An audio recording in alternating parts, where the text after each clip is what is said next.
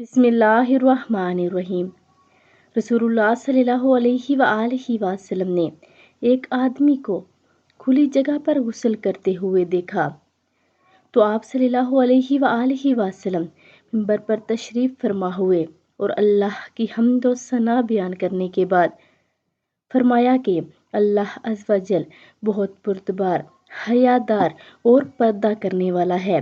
وہ حیا اور پردے کو پسند فرماتا ہے، لہٰذا جب تم میں سے کوئی غسل کرے تو پردے میں کرے۔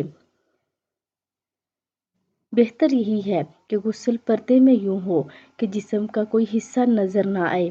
اس طرح انسان جن و انس کی نظر بد اور برے اثرات سے محفوظ رہتا ہے۔ اس سے شرم و حیا میں بھی اضافہ ہوتا ہے۔ تو آپ سب بھی اس پر عمل کریں اور ویڈیو کو آگے لازمی شیئر کریں، یعنی کھلے میں غسل نہ کریں بلکہ پردے میں غسل کریں، کیوں اللہ تعالیٰ حیادار اور پردے کو پسند کرنے والا ہے۔